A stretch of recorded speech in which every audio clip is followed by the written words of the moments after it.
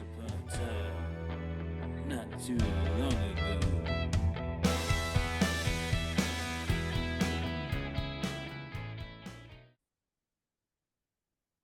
Hello, everyone. Welcome to another kind-hearted, loving, and wonderful edition of the Mack Brothers Podcast. I'm Mack Brother 2, and that's Mack Brother 1 because he was born first. And that's so his name's John, and I'm Matthew. So lighthearted, fun, very happy to be here. So what do you think about Israel versus Hamas? Well, before we get into that, let me tell people about our new song that we have out. It's called Demons and Desires. Go listen to that. It's streaming everywhere. The B-sides that'll do. It's basically our Her Majesty. If you don't know what Her Majesty is, that's from the Beatles. Go listen to that. Go listen to Abbey Road. Listen to Demons and Desires, and then listen to Abbey Road. You will not notice a drop in quality. Yeah, go listen to them. It'll make our day. Yeah, on to Israel, and dude, fucking nuts. It's crazy. Also, I should just do a little quick note at the beginning of the show. We didn't have a Monday Mack this week. That's fine. We're gonna have one next week. There wasn't too much that came out anyway. Yeah, sometimes it's dry. Like when you do 3 weeks straight of brand new music that we reviewed 3 weeks straight of brand new music, it's hard to do a fourth sometimes because it's like there's no new fucking songs out. Yeah. That's the big story, I guess, is Israel and real quick, you have news, right? do I? Yeah, our podcast is finally on Apple Podcasts. Oh my God, it is. That's yes, right. Yes, it is. It's really Apple fucking exciting. Apple Podcast. Finally. I know, it's about time. I don't know why it took so long, but we were here. We made it. We're feeling good about it. What I wanted to say was this is the last non-themed podcast for the next couple of weeks because we have a couple scary movie reviews that we're going to be doing. This is true. Yeah, Halloween takeover, the Mack Brothers Podcast. Yeah, so we're gonna have guest appearances from a couple of our friends that you can actually see. We shot with them before. Every Halloween we do something with them. So you could go and check it out. They're the Spectre Detectors crew. Spectre Detectors crew. Spectre Detectors. Spectre Detectors crew. Yo, John, I like that real quick. That mustard shirt. I like that mustard shirt on you. Oh, did Drank Taylor get you that? I think Jellybean, my partner, got it for me. But now at least you could match Frank because I think Frank has a sick one-piece hoodie too. I bought Frank a one-piece hoodie. This is a tee. I bought Frank a one-piece hoodie, and then I think he got me a one-piece hoodie. So I have a one-piece hoodie and a one-piece shirt. That's right. It doesn't come close to I have like 4 pairs of Dragon Ball Z socks. I have like 4 different. I have a Dragon Ball Z tracksuit. I have a Dragon Ball Z bomber jacket, and I have multiple Dragon Ball Z t-shirts. So it don't really. But One Piece is a close second, I guess. One Piece for things that are ongoing is my number one, but historically it's hard to choose sometimes. But back to what you were saying, we do have some special editions of the podcast coming up all the way up until our first podcast of November. We will have Halloween editions of the podcast. So stay tuned for that. We did call in some of our friends, like John said, and they will be making guest appearances to review the realism in these horror movies. How realistic some of these scenes and situations could be. John, do you think we should do classics? Or do you think we should? I think we should do a classic and a new one. Yeah, one classic and one relatively new one. I would really like to do The Exorcist, the newest one, and maybe the original. We could. I mean, we could totally do that. But I don't know how we booked at the. I mean, I don't. You might want to go to the movies, but I'm not going to the movies with a broken ankle, so I'd have to do some mischievous things to watch. I don't even know if mischievous things are possible with the new Exorcist yet, because I am very mischievous, and I don't know if it's out because I tried to find it just to watch because I want to see the new Exorcist. But Well, we'll speaking of figure it out. speaking of horror, in real life, there's some real life horror playing out in Israel. Israel and Terrible thing. Palestine are now at war. Hamas launched what seemed to be at the time a surprise attack, but actually Israel was warned 3 days in advance, which was confirmed by Egypt and the United States intelligence communities. Surprise attack. Israel is now, they declared war against Gaza, which is very small, 2 million person, highly dense, impoverished population. And it's been a long history. There's a very long history behind it. And it's an extremely nuanced thing, which you may not get if you were watching corporate news like CNN or MSNBC or Fox News, which is, they're just different spectrums of corporate news, or follow any social media where everyone is so pro-Israel that you would think that they were a part of the United States. So I don't know how much there is to go into about this war, but it's fucking terrible the way every other war is.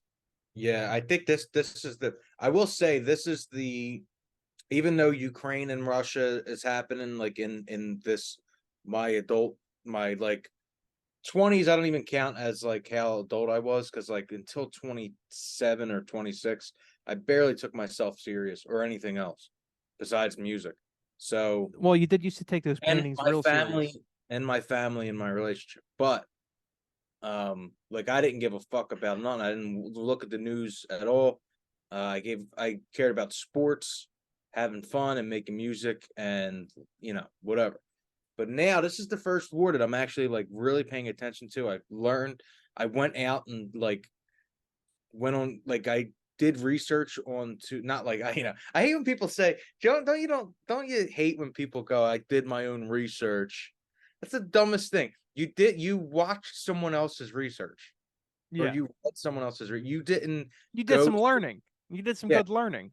I went out on my own and I learned from multiple different sources, YouTube channels, and these are not biased YouTube videos. These are like from a couple years ago, so it's not like I just figured out why they didn't like each other to begin with.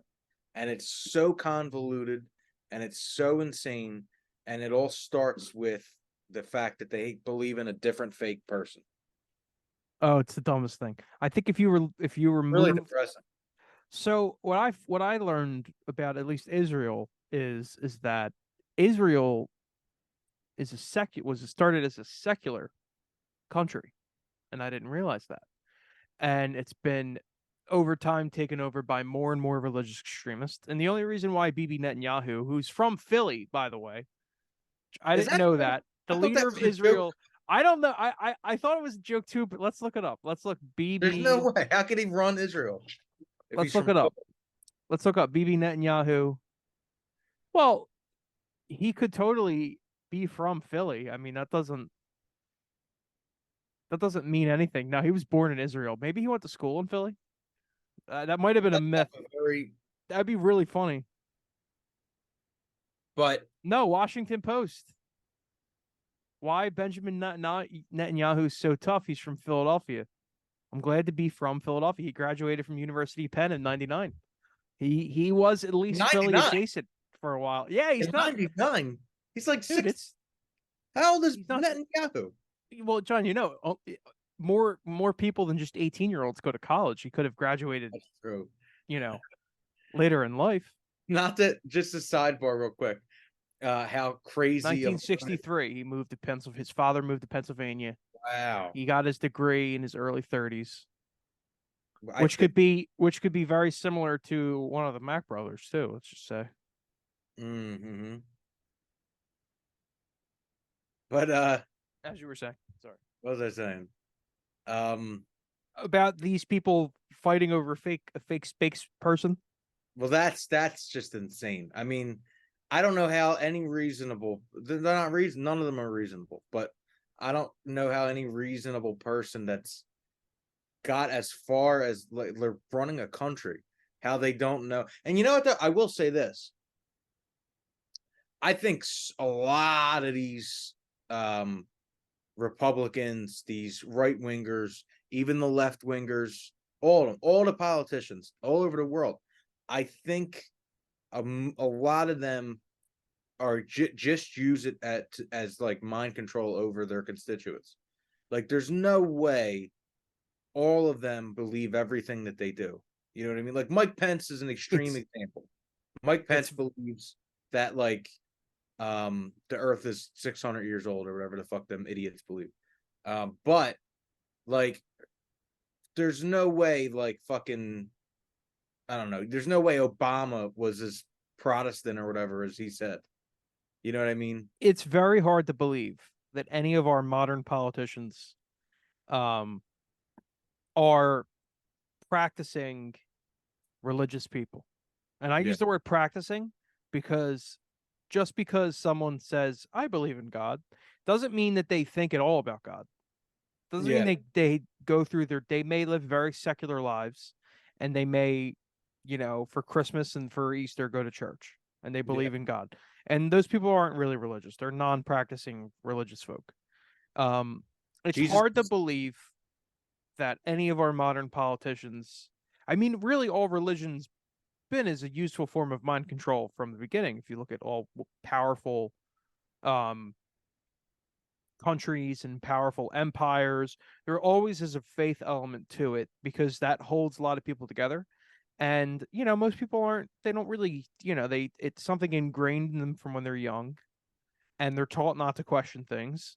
And I think what you find more and more with our generation is more and more people question things because everyone has this now. So everyone's always looking something up. And people worship new gods today. Like that's why the show American Gods was really fun, because they had like a modern pantheon of gods, like I gotta watch internet. God of internet. I mean, it was kind of weird, like season 2 kind of fell off, but that's beside the point. But interestingly enough, I've recently started reading, because shout out to actually former member of 1940s Josh. For my birthday, he got me a Kindle Paperwhite, which has been Yeah, he did. I forgot. fucking incredible. I love it. I actually am going to send him a text later tonight about how much I'm enjoying it. I downloaded some fun books. I downloaded the whole because I don't have all of them down here in North Carolina. I downloaded all the Trials of Apollo books. I have all 5 of them on my Kindle. But I also downloaded Meditations by Marcus. Meditations by, you're on book 4, you said? I'm on book 2. I downloaded Meditations by Marcus Aurelius. It's his personal diary. It wasn't even really supposed to be a book.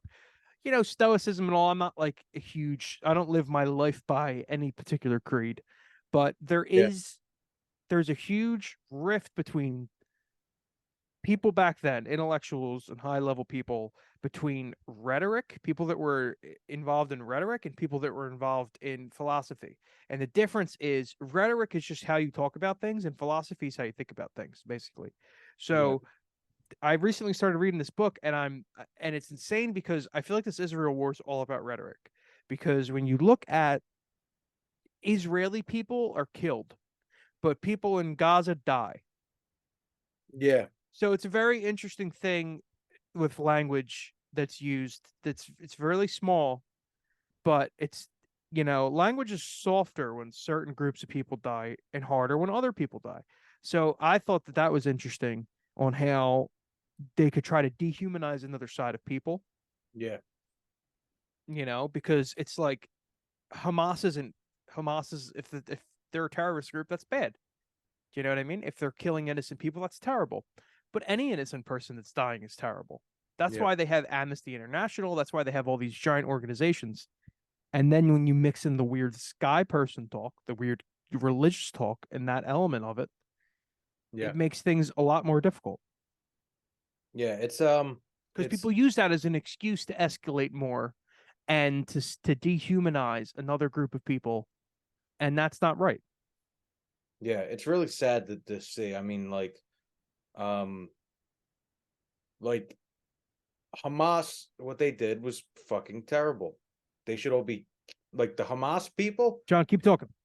That government, atrocious. They should be fucking killed. But 2.2 million people live in Gaza, and 2.1 almost all of them have nothing to do with what Hamas does. Now they might agree with them, but they're innocent. They didn't fucking kill nobody, and now they're being just slaughtered. Yeah, They're it's being insane. I and heard you the whole time talking about it. that's smart. But yeah, so Gaza's the most densely populated place I think in the world. It's 2.2 million people in like a place that's like 3/4 of Rhode Island or something like that. That's And insane.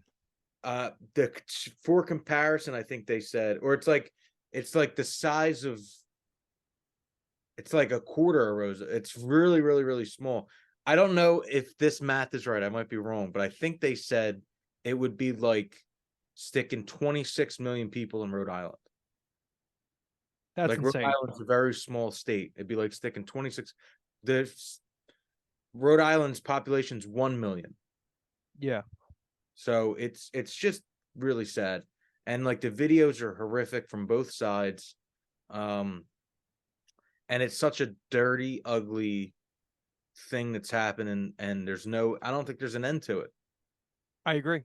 Peaceful solution, because neither government want peace, and they think of the other government as animals. Yeah. They think of both, even the innocents. They think of them all as animals. And you got Biden's coming out, and he's fully backing Israel. They're killing babies. They're killing, I think the toll is like 200 children are killed so far in Gaza. And It's insane. a bunch of Israel kids were killed. I mean, this is just terrible. And there's no end in sight. It's just beginning, and it's absolutely atrocious, and it's devastating.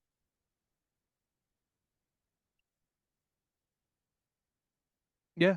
I mean, I think you said it better than, or just as good as I could say it, or that's Yeah. exactly how I feel. It's a disgrace. And hopefully it doesn't last as long as people think it's going to last. People can get over their, I mean, if you think about anything versus the life of a child being blown up indiscriminately, there's no idea that's worth fighting for to do that. No. No, Maybe I mean, you need to just drop that idea and move on to something else at that point. apparently Biden came out and said that he, in person, like himself, like he's seen a video of a baby getting his head decapitated, like by Hamas. But apparently he's lying. Apparently it never happened. Like apparently there's no video of it. It might have happened, but apparently there's no actual proof that it happened. But when's the last? I don't think he remembers what he had for breakfast today. You know what I mean? Like, I don't know. Hey, RFK Jr.'s independent run. I've seen that. Did you see his first Pretty interesting ad? His first ad was awesome. His first ad was great. I agree. I think people in the country are yearning for.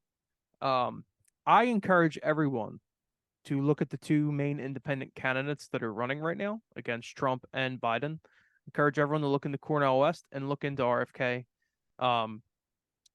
I think they're both way better candidates than Biden and Trump, personally. Yeah, they would stand a better shot in a debate against Trump. I mean, well, now that they're running independent, that doesn't matter. Now if there was a debate, it theoretically could be a three-way debate against Trump and Biden. And I think that you both uniquely take away voters from both sides. Because I think what a lot of people really want in the country is they are so sick of rhetoric. They're so sick of political speak, and they're so sick of, people don't want people want healthcare, people want better wages, people want better jobs, people want energy security for their grandchildren. Housing.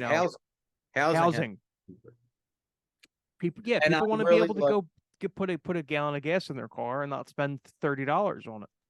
I really like Cornel West's vision of healthcare, and I really like his anti-war stance. RFK, I really like his housing policies that he's so far stated, and I really like Another great thing. I like he's anti-war. He's a huge environmentalist. So like, I think the issue with Cornel West is he's running a poor campaign. And his outreach is not big enough. I mean, he's not he's not an electric figure, No, but he could be, man. He really could be. And I don't really think he can be as a figure. I think his I think- ideas are great. I think he's right about almost everything. I just don't I think if he had the right people behind him, putting him in better positions instead of like arguing with Jimmy Dore. Yeah, I agree. Totally agree with that. I think if he didn't argue with Jimmy Dore and instead like went on, like if I don't know, not Jimmy Dore was I thought Cornel West was correct in that debate too, but I just feel like he's just been too soft on a lot of different things. Yeah, but I agree. RFK is going to get killed by the. Sorry. What you think by like the media and all? They're just going to lambast. Well, the media is already killing him, and it seems like he's doing decent against their attacks. He's polling way better than Cornel West. He's if you do a poll that considers him, Trump, and Biden, he's polling at 17%. Yeah, which I think will only go up the more he talks. But I think that the Republican votes that he was going to pull from Trump, I think they're really going to get him because he voted for Hillary in 2016 openly. He like campaigned. Yeah. So I mean that could be true. He's not going to take as many Republican votes as people think. And Democrats hate that he's anti-vax, even though he's not anti-vax. He's it's weird. Pro. He just thinks there should be more research done. He's won a shit ton of court cases against, like big pharma, proving in court that a lot of these vaccines were put out too soon. Not the recent. I don't know if he did anything with COVID, but he's just he's a skeptic. But and it's also a thing. He doesn't lie about. He's not covering it up. That's what he thinks. People could think weird things and be good leaders. You know what I mean? No, well, I think what people also have to consider is no leader is perfect. Yeah. There's flaws in every president. I mean, look at what happened with FDR. He's one of America's greatest presidents, especially for a social democracy that takes care of its own. He imprisoned Japanese in internment camps. Yeah. Do you know what I mean? In World War II. Totally wrong, super racist. You could look at any president. Look how Jimmy Carter handled certain issues that he handled. He's a guy I really love and respect. And you look at certain guys, look at Obama, right? Obama's typical. I actually heard something really interesting yesterday. They were saying the difference between charm and charisma. And charisma is people go to you, people want to be around you. Yeah. And charm is you go to others. And someone made the point about Obama is that Obama was charming, but he's not charismatic. Trump's not charming, but he's charismatic. Yeah. And I thought it was a great point. And certain leaders say, like JFK in the 60s, he was both. He was extremely charismatic and he was very charming too. So it's weird because it's like we have such a strangle on, and Cenk Uygur, host of the Young Turks. Oh my God. I have to say, for a whole generation of people, whether they still watch the Young Turks or not, you have to give them credit with opening up another school of thought for a lot of young people, because I would have not been as open-minded to other political ideas if it wasn't for the Young Turks and for Cenk Uygur, who I still like a lot of what he says. And I actually think they would do much better if Cenk Uygur he did more as Cenk Uygur. Yeah. On other, like I watched him on the PBD podcast, and it was great watching them two go at it, because he's the type of progressive that I think represents the country a lot better, because all of his strategies, even if they weren't for him, even if they were for a better candidate, somebody who was a tremendous candidate, his thought process towards it is go towards all the high percentage polling points. Yeah. Medicare for all polls, great. Go for it. Just do it. Just use that. You want to win? Let's just win. And to me, that's what makes sense. And then go as far as Bernie Sanders did, as far as what your platform, but then break through his main weakness, which is not wanting to be more aggressive in the fight. Yeah. Versus your opponents. Yeah. No, that's what we've been saying. I think this is episode 84. That we've been saying that since episode 1, or however. We have been. Like, the progressives have the best ideas, but they're the worst at promoting it. Because there's not one person that, if they had a choice of like Medicare for all, or like however you want to put it, or not to be strangled by fucking any kind of medical bills, you know what I mean, or not have to pay back fucking student loans, that they wouldn't want to do it. Biden ran on student loan forgiveness and it didn't happen. Yeah, no, listen. That's one of his worst things that he did in his campaign, because there's a whole swath of people that are my age, your age, older and younger, that are restarting student loan payments that shouldn't have even, they should have been totally forgiven. Yeah. You know, if he said, "Oh, I'm going to forgive," remember originally when he was campaigning, it was 50,000, because he negotiated with Sanders from canceling all student debt down to 50,000. And then from 50,000, he said, "Oh, well, it's actually going to be 10,000, 20,000 for historically black universities and colleges." So when he changed that, then it was, oh, okay. Then, since a court knocked it down, he didn't fight for it. No. He didn't fight for it. He just let it die. And to me, that's a loser mentality. And you're the president. I feel like if I'm the president, I'm always operating from a position of strength, because I'm the president. So you're always operating on something from, this is the way forward. Yeah. I'm representing the people. I'm presiding over this country for the people. And the people in overwhelming numbers, red, blue, black, white, purple, want this enacted and passed. It's my solemn responsibility to get it done. To know that, like, our country's as rich as it is, and to imagine that someone can't afford to feed their kid is the craziest thing. It's crazy. That's nuts. Mm-hmm. That someone in the United States would die of starvation. We have so much money that if we just say there was no war in Ukraine right now, a fraction of the money we sent there could literally pay everyone's student debts. Just take them off the thing, right? What would we have done with the money instead? And you know what the wild thing is? Look at all the other former USSR states that we were not supposed to put in NATO, that we did put in NATO, right? Because we have an empire-like view, and NATO is an extension of the United States. That's why we care about Ukraine so much. Russia is a small, minor economy. Besides their oil, they're basically just a big oil show. That's what Russia is. They're just a gigantic oil company.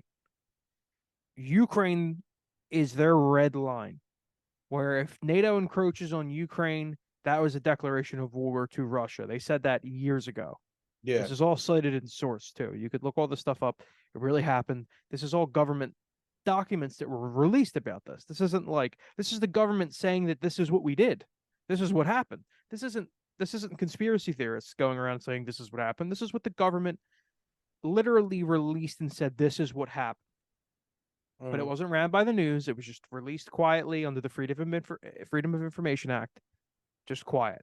And if you look at the evolution of that, and then you see how the Ukraine war started, it's like, you could have saw this coming from a mile away.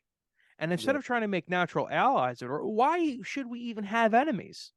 Our military is so powerful, and we're in a position geographically where we don't have to really worry about countries invading us the way Ukraine got invaded by Russia. That's not even a worry for the United States. Our general population shouldn't be concerned with that. So that's why with these warmongers are so easily able to go on the news because it's corporate news and they have, giant contracts with Raytheon and all these huge defense contractors.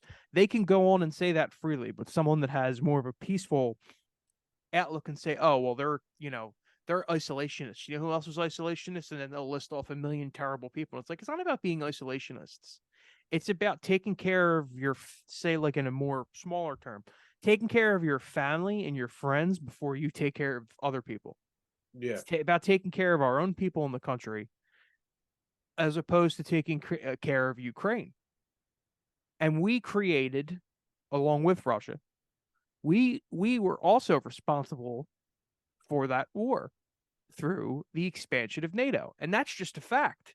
But people don't want to grasp with facts. Like Russia won World War II. People still don't want to grasp with that fact. And you see all this Nazi Holocaust revisionism that's going around now. Did you see what happened a couple weeks ago in Canada? They took an actual Nazi into Canadian Parliament. They celebrated him. Yeah. I mean, this is how twisted some of the shit's getting. It's insane in a broad historical context. Some of the things that are happening are fucking insane. It hasn't even been 100 years since World War II. Mm. There's still people that survived the Holocaust. There's people that have survived the Holocaust that were taken hostage in the Israel-Palestine conflict. You think that they thought that they were going to be taken hostage again? It's fucking crazy. It's like the fucking Twilight Zone. This is why like real life is so much crazier than anything you could ever see on TV. It's just when you actually think about like, what are the odds of that ever happening? It's fucking insane. Imagine the shit that we don't know. Oh my God. I'm happy I don't know it because I would probably be so depressed if I knew everything. Yeah. Or excited because if I knew everything, I'd finally achieve my true goal of becoming leader of the whole world. Yeah. Well, you're on your way. I'm on my way. Yeah. Just everyone be really, really scared when I start law school. Mm. It seems like almost every president went to law school. Yeah, it's almost a requirement. It's basically a requirement. I guess you better fucking start submitting your. Yeah, but that was that's so 20th century. Law school and all that's so 20th century. I just like to guess. I like to get in a courtroom and put the wig on and just guess. That's what I want to do. I had a pretty big. I want to bring British judge wigs to America. I had a pretty big talk with a lawyer the other day, like last week, and I was pretty much like, "What are you talking about? That's not like it was our lawyer defending my people," but I was like, "No, we don't have that. I'm trying to tell you," and I ended up being right. He ended up misunderstanding what was going on with the claim. And I was like, no, listen. I said, I sent this. I wasn't trying to be like that, but I was like, look, I said, look, I sent it to your, the secretary. Send it to your legal or whatever they're called. Mm-hmm. I sent it to your secretary. It ain't, we didn't come unprepared. Like and I had every date. I had all these things, and she was like, I think I got to. We're gonna have to reschedule this because I didn't. This is all news to me. We have to reschedule this because I'm not ready for. I didn't go. I didn't work this week. I was I didn't do it. Man. And well, I know what you could have done to salvage the situation. Just put on Demons and Desires. And drank League Island Brewing Club. Jesus' favorite beer. Yeah. All the other gods are made up, but Jesus is not. And he loved. And what does he like to drink? Well, there's a couple of them that exist. Zeus. That was his favorite beer too.